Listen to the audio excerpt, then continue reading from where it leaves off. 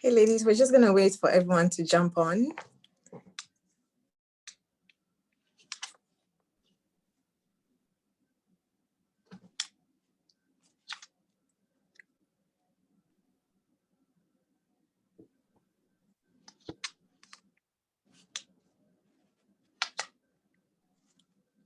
I think that's enough time. Okay. All right. Hi, everyone and our audience. Welcome to Lagos Fashion Week's Fashion Business Series. And this is part of Woven Threads. Today's conversation is about building creative communities. My name is Aisha Obuobi, and I'm founder and creative director of a fashion brand based in Ghana called Christy Brown. And I am joined by all these lovely ladies, amazing minds on this chat. And I can't wait for us to delve into it. And these ladies have called in from different parts of the world just to, lend their voice and just to throw some light on the work that they're doing in shaping creative communities and shaping our industry as a whole. And it's such an honor to have each and every one of you here. I'm going to allow you guys to introduce yourselves and sort of throw light on what you do, because it's really not about me and my voice. I'd love for you guys to just, throw some light on what you're doing in your respective spaces, and then we can take the conversation forward. But this is so important because I was thinking about this when I got the topic for today, and I thought, like when I was starting Christy Brown, young, creative, just full of passion and optimism, there was really not much in terms of resources or like just where to turn to just to get information how to do things right. And I always tell a story of one time where I think Christy Brown was featured in Grazia magazine, and so fancy at the time. And I got an email from maybe some shop in one of the Arab countries. I was very excited, and they asked for my line sheet. I said, "What's the line?" I didn't tell them, but I said, I don't even know what a line sheet is, or and there's just very little I knew starting out, but I learned on the job, right? So now I feel like there are all these amazing platforms that are empowering young creatives in different aspects, right? Mm-hmm. So there's no excuse for anyone to not be amazing at what they do. So I'm really excited to have you here.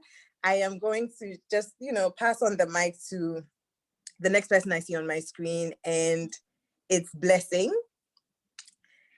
Yes, so Blessing, we'll start with you. Please introduce yourself and tell us a bit about what you're doing with 360 Creative Hub. Blessing, you're muted. Okay. Yeah. My name is Blessing. Can everyone hear me? Good afternoon, everyone. My name is Blessing, and I'm the MD of 360 Creative Innovation Hub.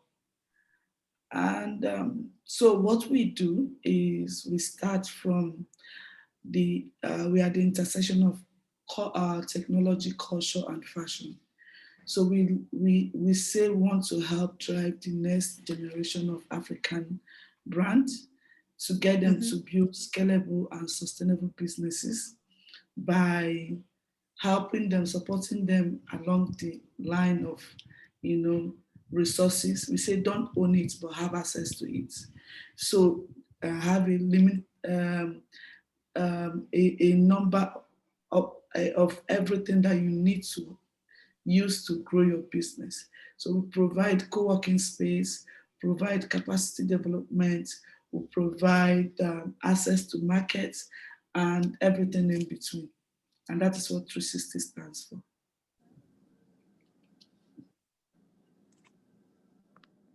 Interesting. And I'd like to pass it on to Dior. Yes. Dior, can you tell us a bit about what you're doing with Pepper Your Talk? Yes, of course. Hi, everyone. And so, sorry, Dior, before you start, Blessing, and you're based in Lagos, Nigeria, right? We're based in Lagos, Nigeria. We have two locations now, Sulere and Oniru, right, on the island. Good to know. Right, Dior.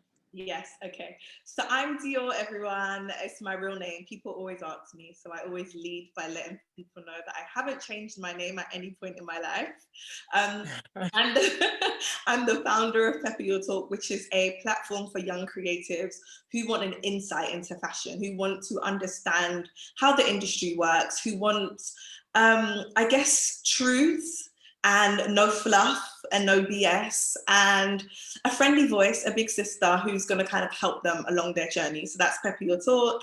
And I am the founder, obviously. So the company's founded on my principles, which is about community and connectivity and integrity. So I like to think that I'm making fashion friendly and making it more human, because the industry has a bad reputation in the UK. So a bit of a bad reputation because it can be a bit of a mean girls club, but we're not about that whatsoever. And is this open to just those in the UK? So it's obviously a platform, so anyone from around the world has access to it, but because I'm based in the UK, that is the like kind of bulk share of our customer base, our consumer base, our community. But I am more than happy for anyone around the world to follow us on this journey and have us be their big sister on their career journey. Great, thanks. Anna?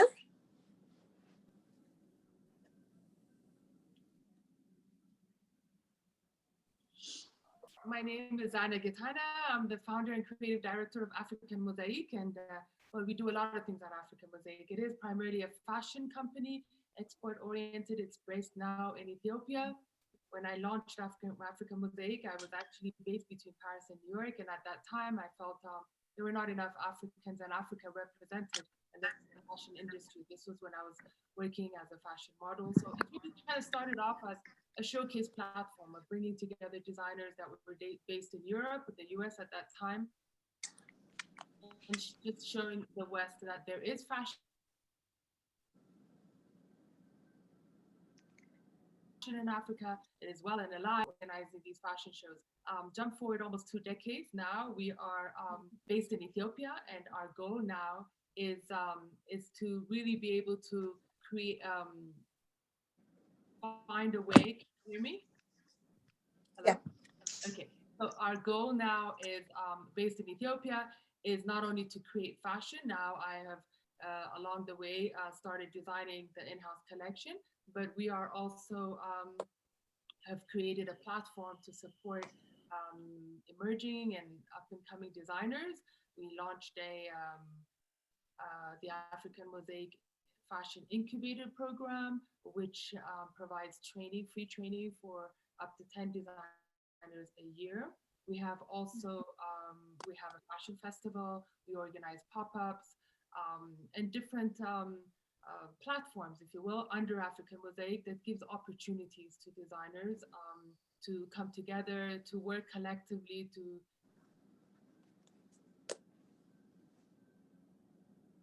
share ideas. So that's pretty much what we're doing.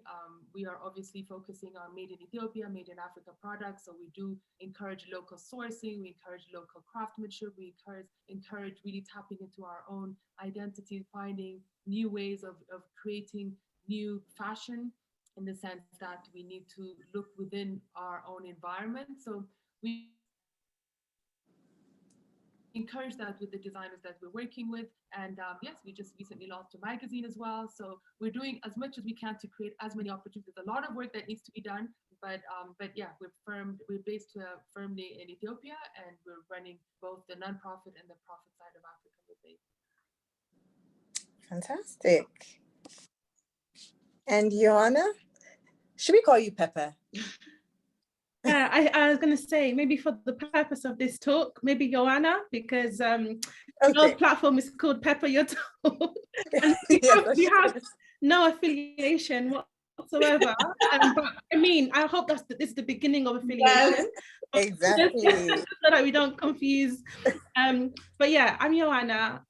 Everyone calls me Pepper, but as I said, so I'm the founder of the Assembly Hub.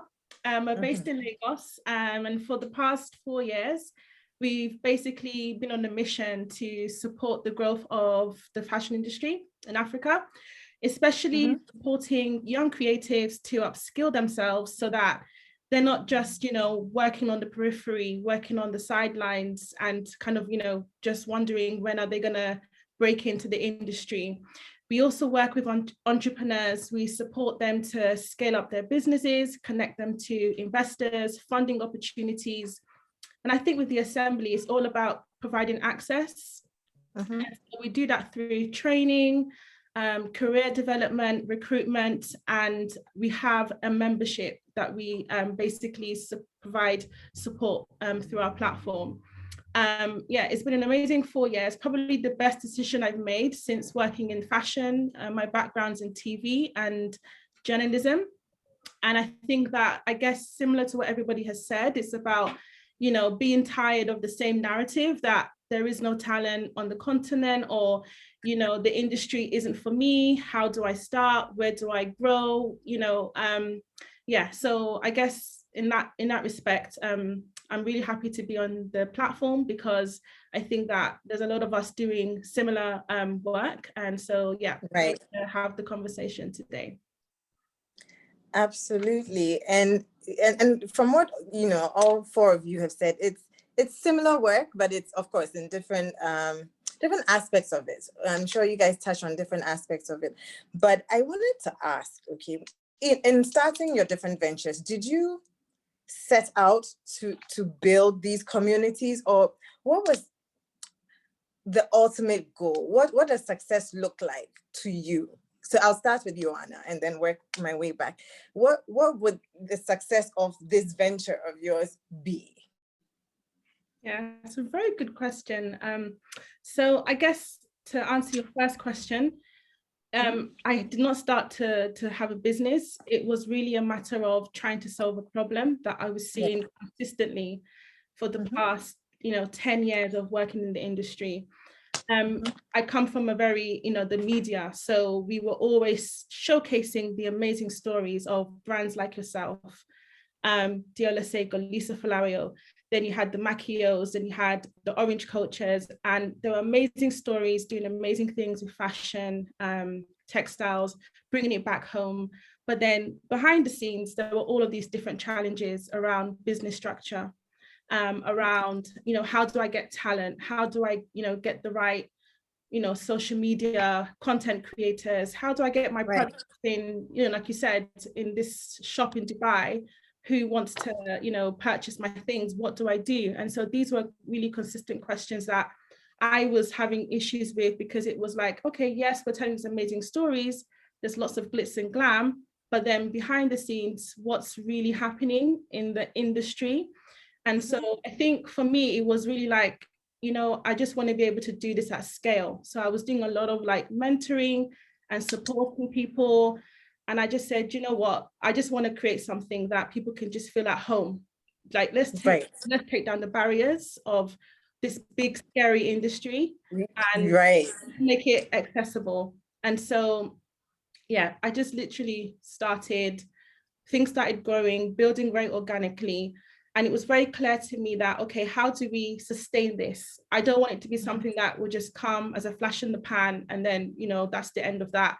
We've heard many of those stories as well. So I then, had to kind of build the capacity with my team, and, we made it into some sort of structure where now we are, generating revenue to sustain ourselves. And so I guess success to us is that, anybody who meets the Assembly at any point in their journey, be that as a business entrepreneur, as a young creative, you are able to say, you know what, because I attended this incubation program, I was able to get X amount of investment, or I was able to understand how to package my products and I got this contract, or I was able to get this job, or you know what, I got to speak to Dior, and Dior has literally helped my confidence.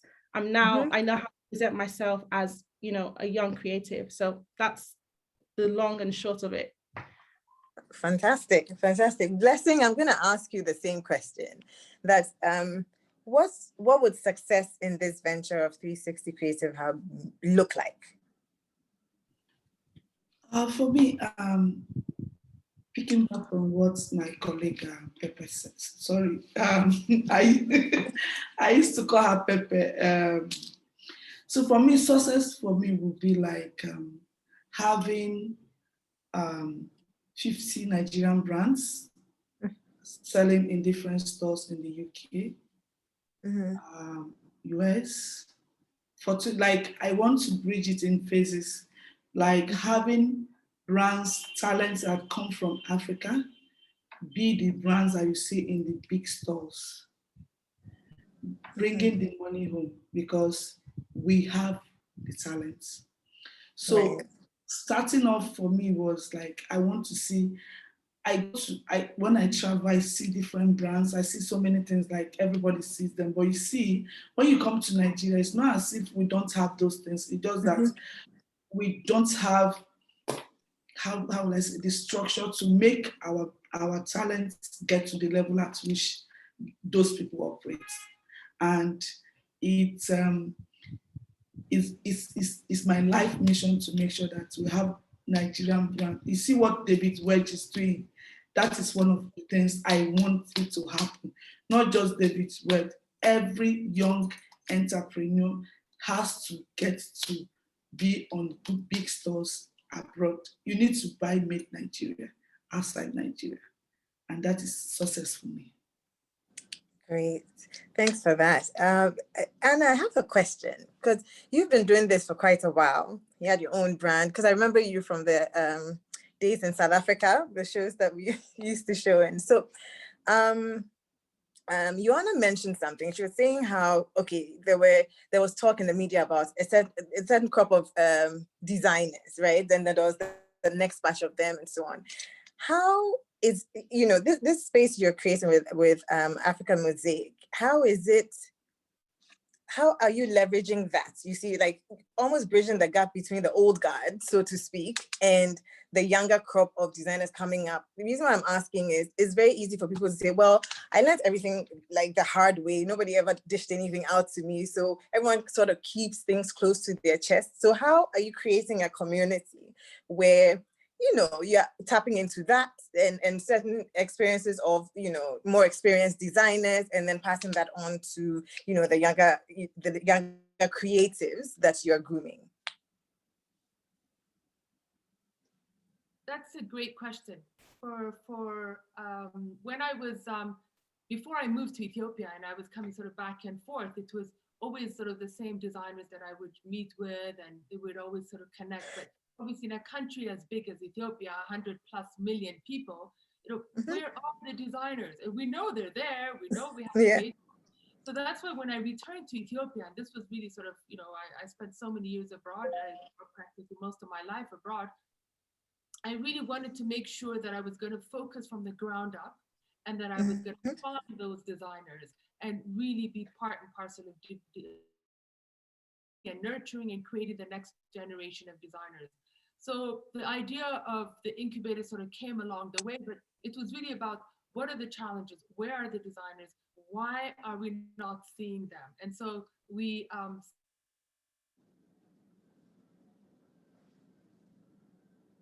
started with an initial program where we just, and then that went to the next level where we felt, let's do a nationwide call for designers. Let's put them through a process.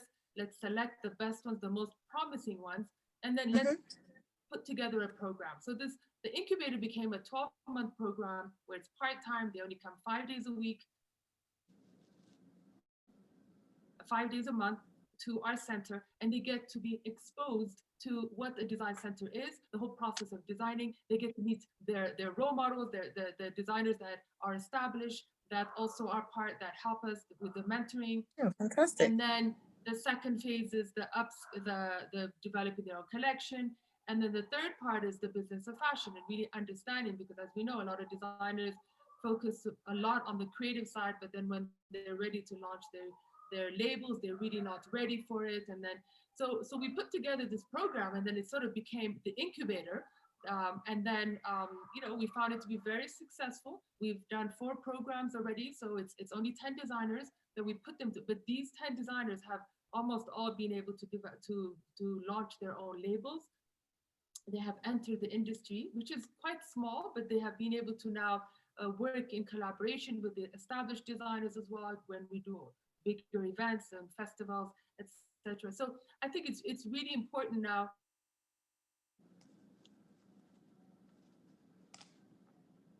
that to continue encourage are able to actually build a career, but that if you really work hard and if you put the effort and the energy, that there is a market for you. And you know, we have a very big market, and it's not always the international market, but the market right here in Ethiopia. So I feel that we're really successful in the sense that obviously ours is it's a free program, and it's really part of the center, if you will, in the sense that we support them and then they launch their careers. We don't build business relationships with them per se, but we are slowly growing the fashion community, because at the end of the day, when we share with them that the challenges that we have in Ethiopia is not only in Ethiopia, but designers in South Africa and also designers in Nigeria and other places, we have the same challenges, and that they are not alone. And by coming together, we can collectively find ways how we can overcome some of these challenges, whether it's lack of a market, the proper market, lack of, you know, equipment, machine. Yeah. Even knowledge share. Materials locally, and wanting to be able to, you know, develop our products. Look, we all have the same challenge, but by coming together, we can really overcome that. So in that sense, I believe we've really been successful in sensitizing, I think, you know, the local community as well, and changing the mindset that you can be successful by being a designer. You don't have to always be a starving artist, and you can really make a name for yourself. So in that respect, I think we've been really successful, and we're hoping that we can grow the incubator and roll it out in other parts of the country and also even the continent, because with our research, we found that there were not many fashion-focused incubators at the time when we launched. We were really looking forward to connecting with others as well. Absolutely. Oh, this is great. I wish I had that. Dior, I have a bit of a different question for you. So for the longest time, when we think of like the fashion industry, especially on the continent, especially because the industry is budding, right? It's quite young. Everybody thinks of the designers, but there's so many different careers in fashion, so many, right? And especially in recent times, you realize that there's so much. There's art directors, stylists, even in merchandising. There's just so many careers, right? So how is Pepper Your Talk geared towards getting young creatives to realize that there's so much more to it? And I know that I'm really focusing on, I guess, the fashion industry on the continent. And I'm going to veto that and do that here because we need to build it. So how is Pepper Your Talk just leveraging the experience that you've gotten by working at certain brands internationally, or just, you know, knowledge of the industry and how it works? How are you now funneling it back to our creatives on the continent, preparing them for careers even abroad, right? Or starting those careers right here on the continent? So to answer your first question, I find it fascinating how many roles there actually are in fashion. So for the most part, it's really interesting to hear all of you guys, because I don't really deal with designers. Design is like probably the smallest fraction of the people I deal with. So I'm speaking to PR and marketers and people in wholesale and VIP and product development all over the industry, all sides of it. And I find it fascinating. I'm really nosy. So I love to know what people do day to day. And it's just endlessly exciting to hear about all the different kind of intricate details that go into running a company. So it is actually, like you asked the question about what's everyone's mission, what does success look like for everyone? For me, it's giving the next generation insights into the possibilities, and then also giving them the tools to develop themselves. Because I personally believe that if you can't show up powerfully for yourself and just as a human being, you have no business developing your career yet, because the first step is you as an individual. Fashion will crush you if you do not know who you are, you know? So I really think personal development is like the key first step. And then it's knowing what you want to do and knowing what your skills are and your strengths and how you want to develop.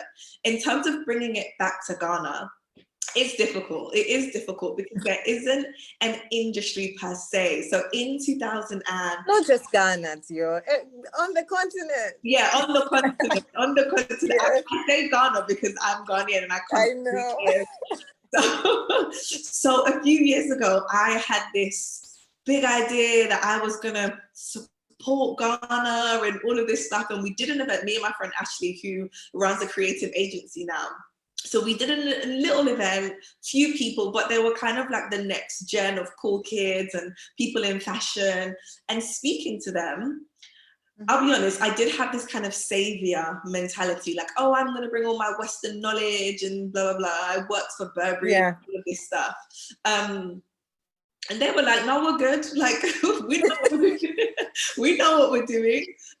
It's just that we need to come together more. And what I learned from that event is that in Africa, it was Ghana, but in Africa, there is so much talent, but there is very little community spirit. And it's weird because as Africans, our whole lifestyle is based around community. We do things everything we do is community centric. Right. But then when it comes to careers, it's completely different.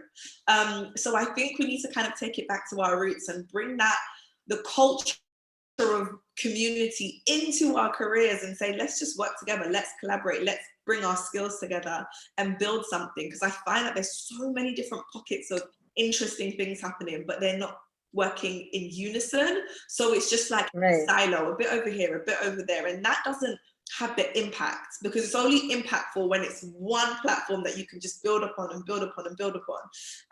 So I haven't figured out what my gift to Ghana is in terms of creativity, but I know I can't save Ghana because they don't need me. No, don't say that. But still think about it. Still give us a bit more thought. Still give us some thought, because I know it might seem like, and I'm sure, you know, all of you probably have faced that in different ways as you've embarked on your different ventures of, no, it's okay, we're fine, or no, we just want to do things small, or, you know, I'm sure you faced it in different ways, and I'm just wondering how you tackled that. So say Blessing, you approach like a young creative and you see a certain future. You see, oh, I see you on, I don't know, on Bond Street or something, and the person is thinking that no, I'm just doing these slippers just to sell to the next person. There's not really that vision. How do you tackle that? How do you even create that space where they start to think, you know, global, right, about what we're doing and just what our crafts, you know, it's just the power it possesses, you know, in telling the African story, or as you say, the made in Nigeria story. Okay, so how do I answer this question? It happens, eh? So let me give you instance of one. So 2019, I got an opportunity to take about 3 young designers to go to a place in France for them to come on board and stock in their African store. Okay, and that opportunity was made available to me, and they said they looked at all the portfolio of people that I sent to them, and they picked 3 people. And among the 2 that they picked, so on the contract that they are meant to sign, after I've sent the contract to a lawyer, and the lawyer said, oh, this is fine and all that, okay, change this, do this and all that. While I was going through that process, I was getting them involved. I said, oh, this is what we're doing, this is what we're doing, this is where we need to sign, this is when you get to this is what is involved, in all that. At the tail end, at the time we are meant to take, so they were requesting for about 100 pieces of each designer, different. So one person all of a sudden decided, no, she's no longer interested. I mean, that she can't do it. They want to take her design.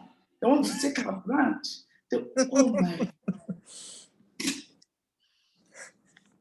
And this is something that I've given some people my word, and I've told them they don't want to deal with designers. They just want to deal with a studio, and what happens there, they go to a studio and they get people and they work with them and all that.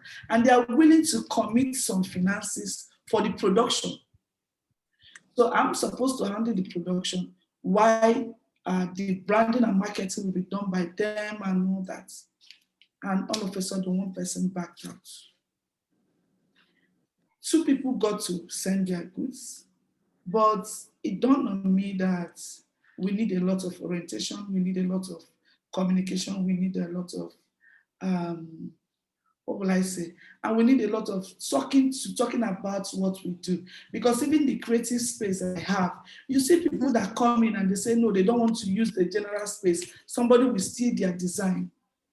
And I said, yes. And I said, if you are into ready to wear, right, this time and age, what is your design, is your story, your brand story? How did you communicate it? How different? What are those things that make it different? Not necessarily that you are going to do something out of the ordinary. And I keep telling them, imitation is a form of innovation. That you see people, you see Gucci, all these things. What is those things that they do that makes it different? I had to tell them about luxury fashion management that I went to study, and I mean, it's a lot to see. So in essence, you're educating them, like by them being in your space. Do you know, is there some sort of structure to it where they're going through certain programs where they're getting, you know, educated about just what it means, where they sit in the market? So we do fashion acceleration program. Okay, great. We do capacity development. We do community support program. I recently launched my access to market program, which has a retail fund. We have a retail fund, one in Nigeria, one in Ghana, where before we bring you on board, you know, and I mean, it's a whole lot, but you're doing the work, and we are grateful for it. Yeah. Yoanna, I wanted to piggyback off of that. I'm not sure, but it might be that you're dealing with maybe a different crop of creatives. Do you find that there is that mindset as well, or that whole, I don't know, inclination to work in silos, or, you know, what is it? And the reason why I'm going into this is we're talking about building creative communities, but if ultimately the mindset isn't right, you wouldn't have people giving and also taking, right? And you won't have that free flow of knowledge and just a ripe environment. So how are you tackling that? Are you facing the same sorts of challenges? Yeah, thanks, Aisha. I guess we've definitely encountered the kinds of mindsets that Blessing and, you know, you've touched on. But there's one thing that we say a lot at the assembly, and it's, you know, you come as strangers and you leave as friends. And it's that idea that people come with anyone for any reason. They go on these programs and you have no choice, you have to work together. So the way we design the program is very collaborative in nature. So you have to collaborate with your colleagues. There's peer-to-peer mentoring. You encountered this challenge when you were trying to go to this market and source this fabric. How did you solve that issue? And the next person says their story. And then before you know,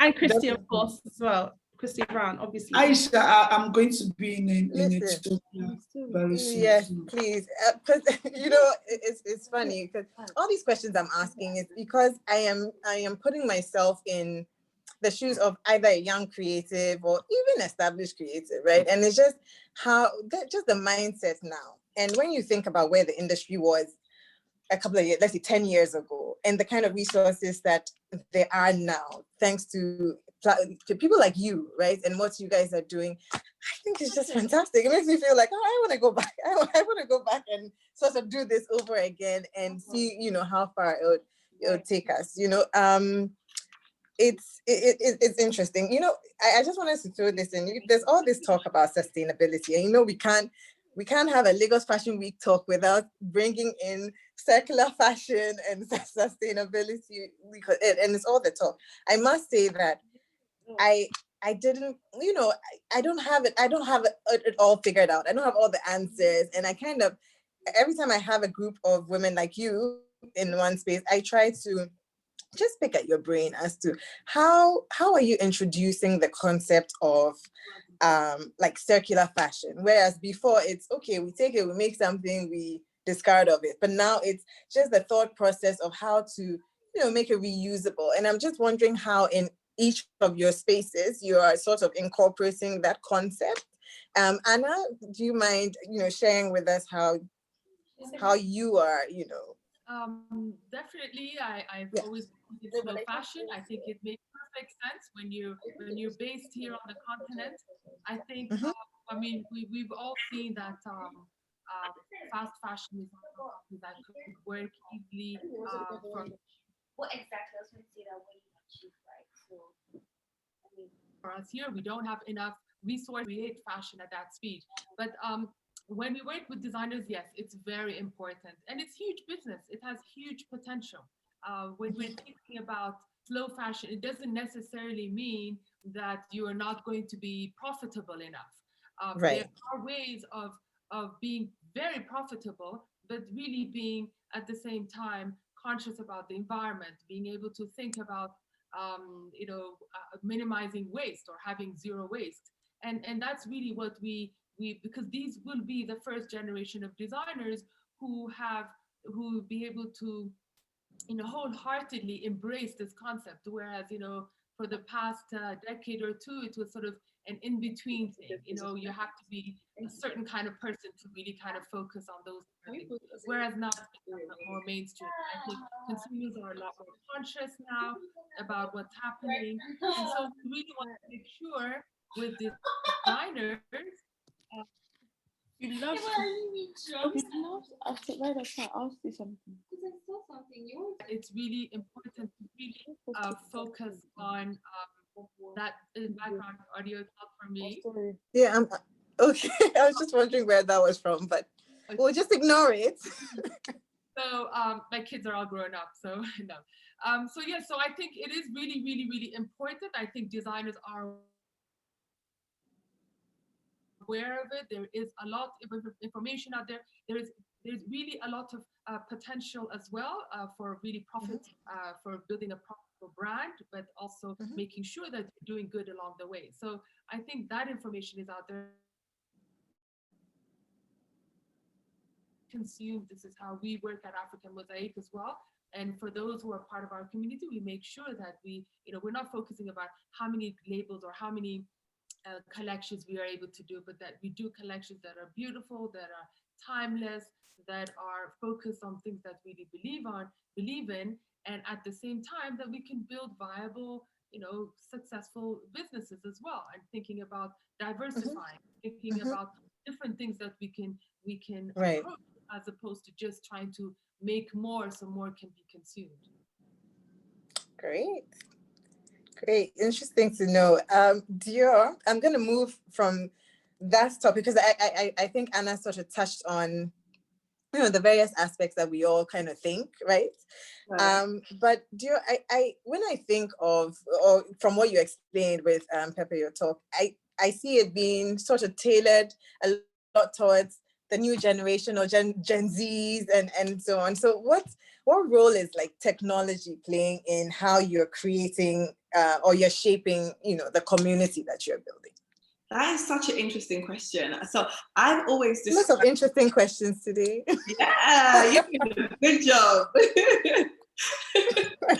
So I've always described the business as being phygital. From day one, I've always said it's phygital. So it's physical because I love in real life opportunities. Like, I think there's nothing better than being in a room with someone and really having that connection, looking them in their eye for real. But then I also understand that in order to have a platform of scale,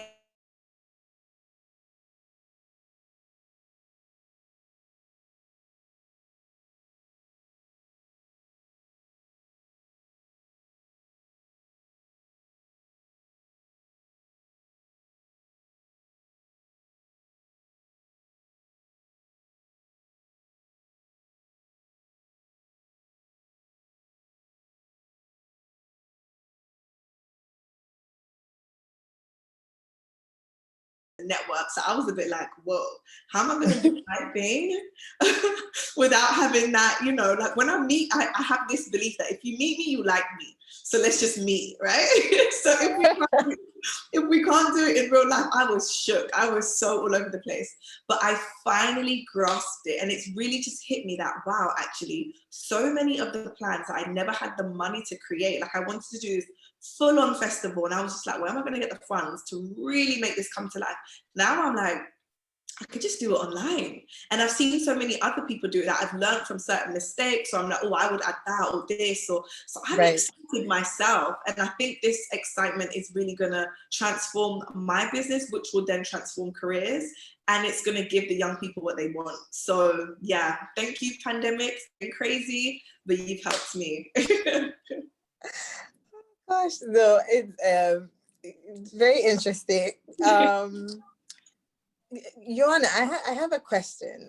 Sorry, I'm asking lots of questions, right? But if you guys have anything to throw at each other, please feel free. But I was just wondering that with what you do and how it's structured, right? Are you getting any support from, you know, more established brands? Are they collaborating? Are they, you know, lending themselves to your community of like newcomers with just a wealth of knowledge and so on? Is there any help that could be offered from, like, and I still like to say the old guard? I'm just asking for a friend. Yeah, I mean, it kind of goes back to what I said previously, like none of this is possible without the ecosystem. When I say ecosystem, I mean the OGs, I mean the established brands. So when we started, we had a mentorship scheme. Even during the pandemic, it was literally like, people, we need you. People, I don't even want to hear money. Like, everybody's mess, and we really need you. So if you are about progressing the industry and you are about supporting the industry, we really need your voice. You've done it for 10 years, 20 years. It just takes 30 minutes to clarify a young person's doubt, literally. And then that person can feel like they have wings.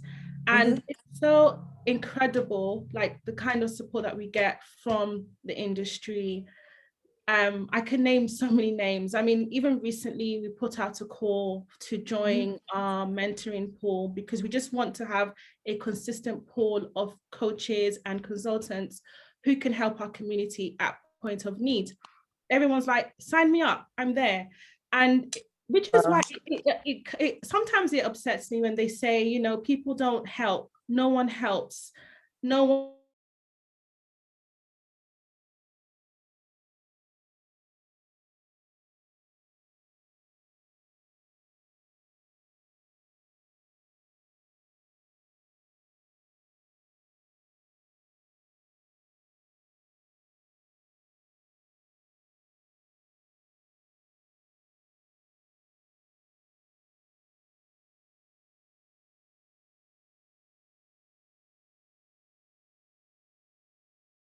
who just, oh, can you mentor me or 1 second? But thing is, I'm also on my hustle. So it'll be fantastic if they know that there's a platform like this, that when we do offer our 30 minutes or 1 hour or whatnot, you can reach a wider audience and everybody kind of gets the same information. So good to know. I hope, you know, everyone's listening and they kind of plug in. Blessing, I wanted to ask, right, with all you do, is there some sort of, oh, is Blessing on? Oh, there you are, sorry. what infrastructure do you need, right? Or do you wish was in place to make to just further your cause along, right? Like, what is it? What's missing, or what level of infrastructure? It might be, policy wise, or from government, or is it support from organizations? Like, what is it that you need to just further this cause in terms of infrastructure?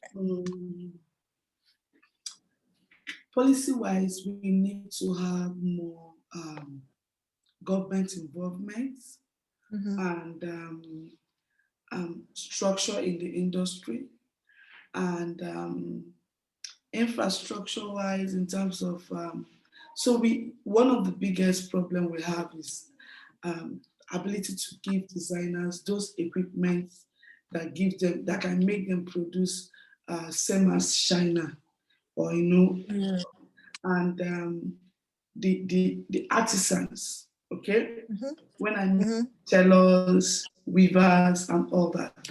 So we are doing so much in that industry because we are collaborating with other people, but we need more of that because Nigeria is like majorly populated, and we need more people in those level of understanding what works in the fashion industry. Finishing, proper finishing, proper use of machine, proper use of labeling, a lot starts to go. It's getting together, but we still need much work. That's it. Great. Anna, how about you? If we had a wand, a magic wand to say, okay, what in terms of infrastructure, what would your greatest wish be to just further your cause along?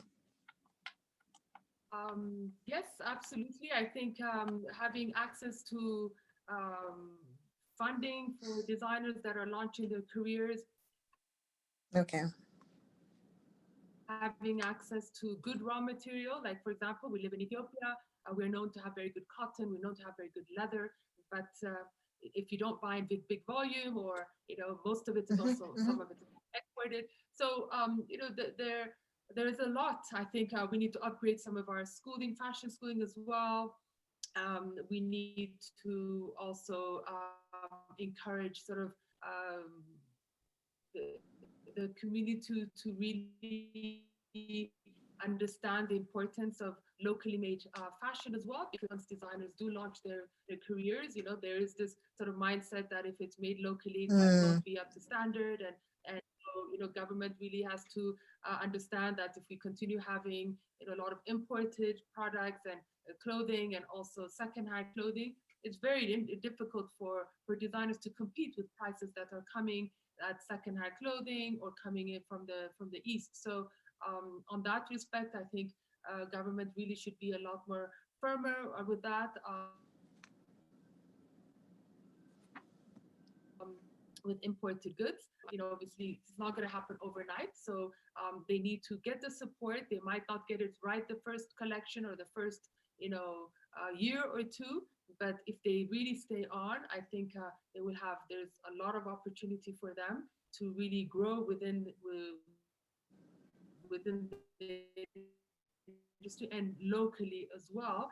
But the mindset has to change along the way, and the ecosystem has to also become a lot more stronger. We're doing our part, of course. There are others who are organizing collective fashion shows and fashion weeks, but it's not enough. We need to do a lot more. We can't absorb a lot of momentum. There's a lot of work to do within the industry. I think we can also learn from our neighbors and from the rest of the continent, because we understand the talent is there, but the opportunities is what's lacking. So I think not only locally, but I think if we really come together, it creates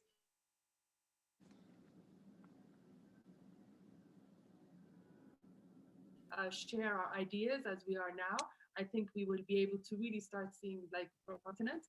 And I think once we start seeing these success stories, it's going to encourage a lot more people to invest in them. It's going to encourage a lot more, focus from the government as well. So I think at the beginning, for those of us who believe in the industry, let's continue supporting. And then once we start really creating a critical mass, then I think everything else would really start coming into place as well. Lovely, lovely. Fanny, Dior, we've spoken quite a bit about designers and so on. I want to talk about careers in fashion. The reason why we're touching on all these different topics and so on is just so people, yes, we can talk about community all day long, right? But people need to see the value of what they get from being a part of a certain community. So I just want to hear from you. Just, what do you think about just, let's say, fashion schools, right? And because we're still talking about the fashion industry, but not just training people to be seamstresses or designers, but just what do you think needs to be included in the curriculum just to prepare like young creatives for a career in fashion? It could be in any field, really, whether it's here. But what do you think it is that it's lacking? That is such a brilliant question. And I think about it quite a bit. It's different for every discipline, but I'm trying to think of one universal answer. And if I had to, it would be the personal development skills. It would really be building that foundation of knowledge of self, and doing that really, really, truly deep work of establishing your personal values, your personal mission, understanding your strengths, like not even just as a creative, but your strengths as a human being.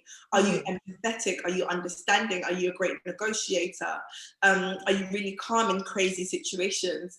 Because that is what forms the basis of your career. Like I said earlier, it's about who you are as a person. And if more people approach their career with their values or with their personality, or saying, hey, I want to make a difference because I'm this way, and I think if the industry was more of that, it would be more human and real, and it would feel like a nicer place to be in. So I think it's the self-development. There has to be more of that, and we have it. So I work with a lot of about 8-9 universities around the country, and they have personal development. They have a PDP section of their course where they do their SWOT analysis, and they do evaluations every time they finish a project. But it's almost just a tick box, and it's not really, I feel like there should be like a psychologist on every course, like attached to the university, who really gives them the work that's almost going to make you like shudder and be like, oh, thought I knew myself, but I don't. Because we want real people in the industry. We want people with integrity, people who are who they say they are, people who in private do what they pretend to do on the surface. I'm really passionate about like character and integrity right now, because I think I've cracked that is the key. Like that is the key to the change we need in the industry. If people actually practice what they preached, it would be a completely different world and different experience. So not just in fashion. In the world. Yes, absolutely. Yeah. So I think it would be that for me. And if anyone wants to pursue that on a personal level, I would say go to therapy. Like I know and we're speaking to predominantly Africans, and all my friends are African, and everyone's a bit like, some people are like, no, and some people are like, yeah. But I think seeking someone who has the professional tools to help you just deepen your relationship and understanding of self will only serve you in your life. So yeah. That's a good note to end on. I was going to ask for final words, but I like that introspection. Again, a lot of the times when I get emails about, I want to be a designer and whatnot, I was like, so what's your aesthetic? What do you want to do? What's your story? And then it's zilch, but it's that, right? It's developing all of that and just knowing yourself truly and why it is you want to even enter this space in the first place. For sure. Yoanna, can I have your, final words? If there were any young, maybe not even young, but creatives, people wanting to enter this space, are there any words that you wanted to leave with them to make them realize that there are resources and there, I guess I would say just start. one foot in front of the other, and everything would be, you know, you'll figure it out. You'll figure out if this is the industry you want to be in or not. And I think, just to echo exactly what Dior says, I think a lot of it does come from that, you know, introspect of knowing who you are and what you love and what you're passionate about. And the assembly is open. You're welcome to join, ask questions. We have a few different types of programs that can suit you know, young creative or an entrepreneur who's really like, you know what, I've been in this position for too long and I want to break out. So yeah, I think that would be my, and thank you.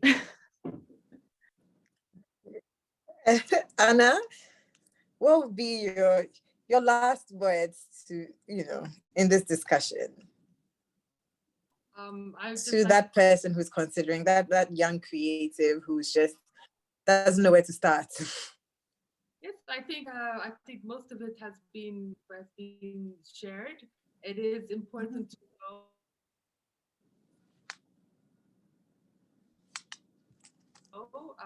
what you're getting into. 20% glamour and 10%, you know, hard work. It's the reverse. It's not easy. Very hard business, not just in Africa. It's even harder in Africa, but it's really worth it at the end. I think if you're doing it with a lot of passion and you're committed, it's incredible to see things create things every day. I love doing that.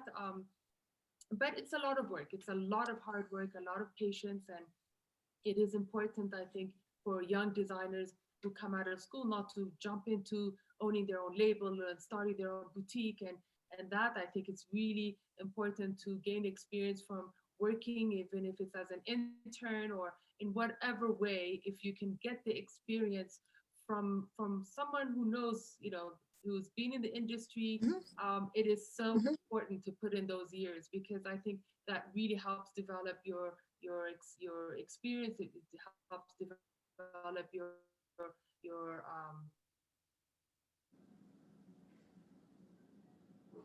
talent as well, and ultimately so much research on the side, etc. That it's really, I find that a lot of designers who've gone through that have a much better chance of succeeding in the long run and understand the real, you know, the hard work that's behind the industry. I think there is a lot of momentum. I know here in Ethiopia as well, there was a time when it was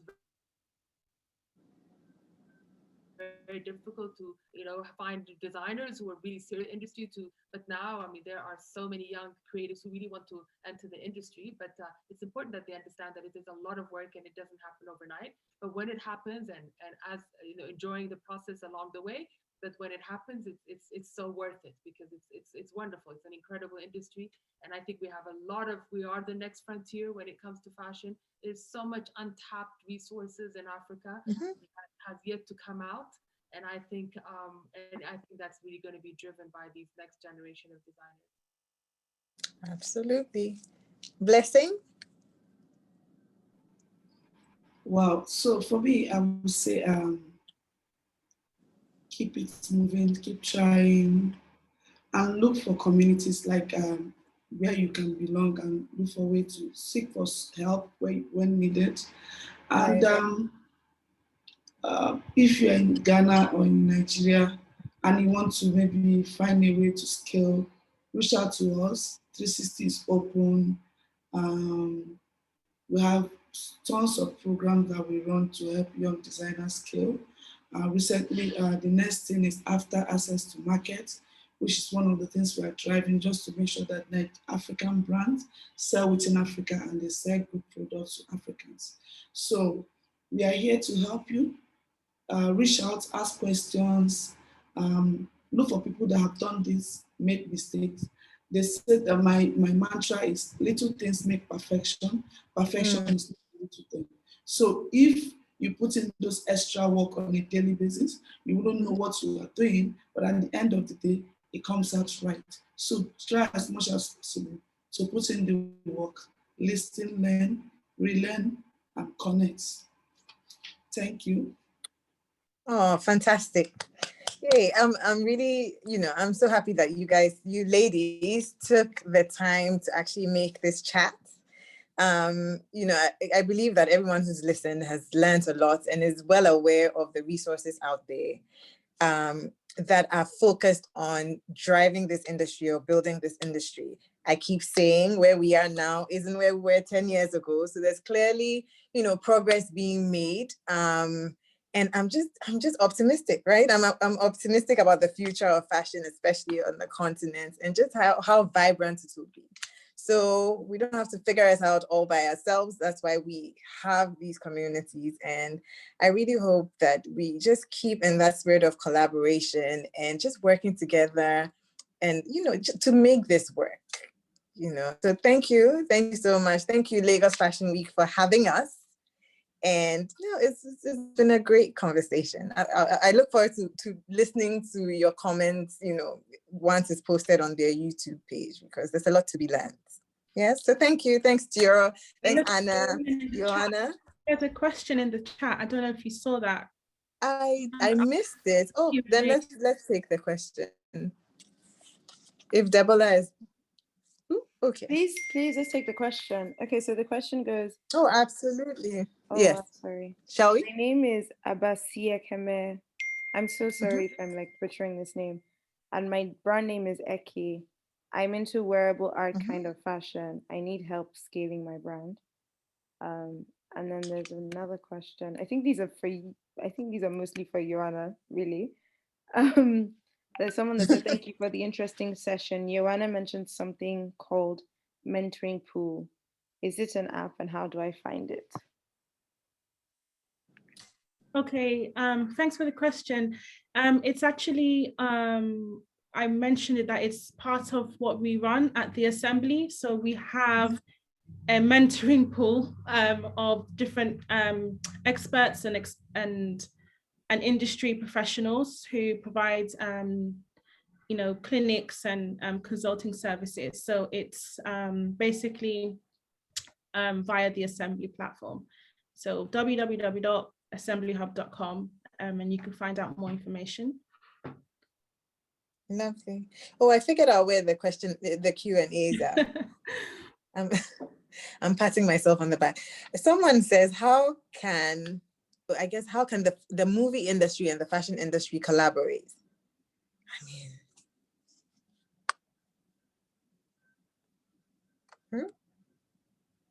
Anyone? Does anyone want to take that? I mean, there's so much, right? There's so much to be done. There's costume design. There's you can write so many areas. Hair and makeup. I've seen a lot of stylists pivot from being traditional fashion stylists to being costume designers now. So if we if you want to research anyone just for reference to see what their kind of trajectory was and how they did it, Shiona, her name is Shiona Torini, so Iona Torini. She styled Beyonce and all these different people, and now she did Queen and Slim and all this other stuff. And I think people say it's a lot of hard work, but it's better for their mental health, and it's a long-term project, and it's a great career prospect. So if you personally want to do that, then that's an option. I think they said okay, they said, can a movie be a platform to promote African designers? Absolutely. Absolutely. Did you watch Wakanda? I think they know the answer. What was the other one recently? No, don't say it. No. Sorry. Yeah.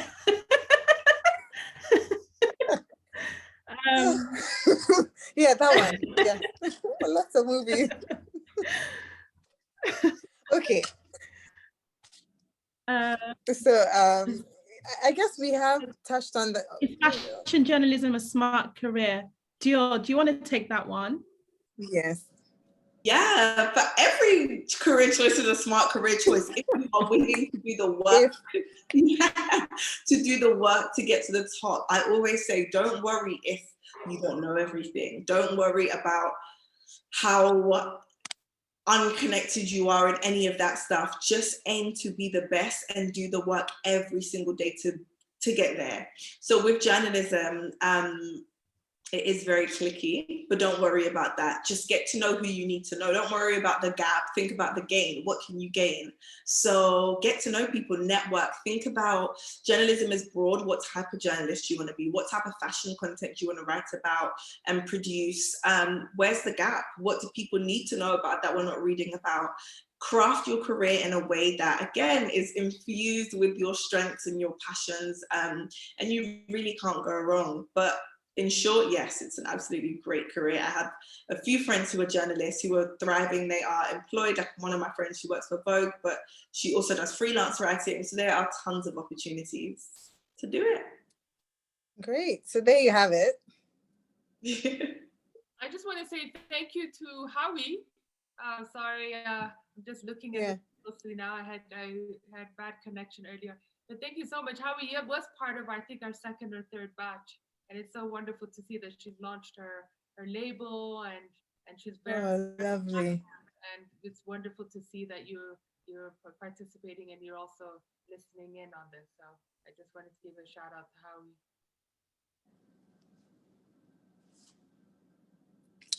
Good to know. All right, ladies, thank you and have a lovely evening. Thank you. Thank you for having me. Thank you. Thank you, everyone. And I will reach out to you. I'll be in Ethiopia pretty soon. So let's keep it. And Dior, let's keep it. Fantastic. Yeah, for sure. I'd love that. See you guys. Bye.